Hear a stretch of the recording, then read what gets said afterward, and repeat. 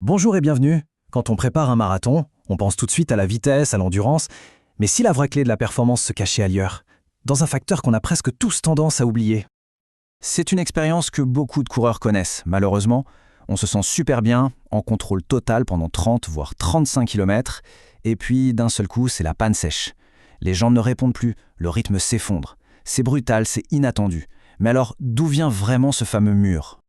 Avant de plonger dans la nouveauté, revenons un peu en arrière. Pendant des décennies, toute la préparation pour un marathon s'est articulée autour de 3 grands piliers physiologiques. C'était un peu la sainte trinité de la performance. Alors, on a d'abord la VO2 max. Pour faire simple, c'est la cylindrée du moteur. Ensuite, il y a le seuil lactique, qui est en quelque sorte l'allure de croisière maximale qu'on peut tenir avant que les voyants ne s'allument. Et enfin, l'économie de course, c'est notre consommation, notre efficacité énergétique. Voilà, c'était la recette classique sur laquelle tout le monde, coach et athlète, s'est basé pendant des années. Et pourtant, il semblerait bien qu'on ait oublié un facteur essentiel, peut-être même le plus important de tous. Ce 4e pilier, c'est ce qu'on appelle la durabilité. Et croyez-moi, il est en train de complètement rebattre les cartes. La durabilité, qu'est-ce que c'est exactement ? Eh bien, c'est tout simplement la capacité à résister à la fatigue. La question n'est plus de savoir à quelle vitesse on peut courir quand on est frais et dispo au kilomètre 1, mais plutôt à quelle vitesse on peut encore courir au kilomètre 35. Pour prendre une image, c'est assez simple. La VO2 max, c'est la vitesse de pointe d'une voiture sur le papier. La durabilité, c'est la capacité de cette même voiture à maintenir cette vitesse pendant des heures et des heures sur l'autoroute, sans que le moteur ne surchauffe ou ne tombe en panne. Toute la différence est là. Bon, assez de théorie, passons aux choses sérieuses. La preuve par la science. Des chercheurs ont mené une étude vraiment fascinante avec des coureurs du Marathon de Londres, justement pour mesurer, de façon concrète, ce fameux concept de durabilité. Leur méthode était vraiment maligne. Première étape, on mesure les performances des athlètes quand ils sont frais. Deuxième étape, on leur fait subir une épreuve de 90 minutes conçue pour imiter le stress et la fatigue de la fin d'un marathon. Et enfin, troisième étape, on refait exactement les mêmes tests sur des jambes lourdes pour voir ce qui a bougé. Et là, les résultats sont sans attelle. Après ces 90 minutes d'effort, la fatigue n'est plus une simple sensation, elle est quantifiable. La VO2 max a chuté de 6% en moyenne.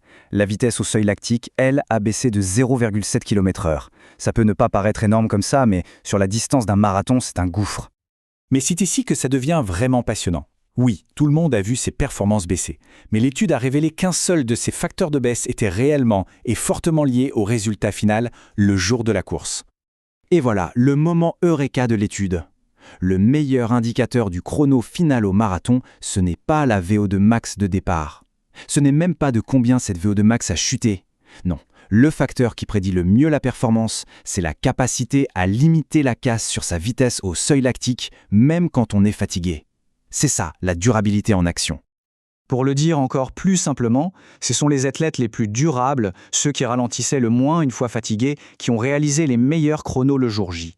La capacité à résister à la fatigue, c'est ça qui fait la différence entre une bonne course et une performance exceptionnelle. D'accord, c'est super intéressant, on a compris le quoi. Maintenant, la question qui nous brûle les lèvres, c'est comment on fait ? Comment est-ce qu'on peut traduire tout ça en une stratégie d'entraînement qui tient la route ? Eh bien, l'étude nous donne des pistes très concrètes. Par exemple, au lieu de faire sa sortie longue à un rythme pépère, on peut y intégrer de longs blocs à allure marathon. Une autre idée, programmer sa séance de fractionné à la fin d'une sortie longue, quand on est déjà bien entamé. Le but du jeu, c'est toujours le même, habituer son corps à performer quand il est déjà dans le dur. Juste un petit mot sur la mécanique derrière tout ça.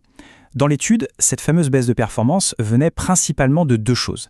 Les réserves de sucre, le glycogène, qui commençait à être sérieusement vide, et une déshydratation modérée. Et ça nous amène tout droit au point suivant. Parce que la durabilité, ça ne se travaille pas qu'avec les jambes, c'est aussi, et peut-être surtout, une question de nutrition et d'hydratation. C'est absolument fondamental de tester, de répéter et de valider son plan de ravitaillement pendant les sorties longues. Il ne faut rien laisser au hasard le jour de la course.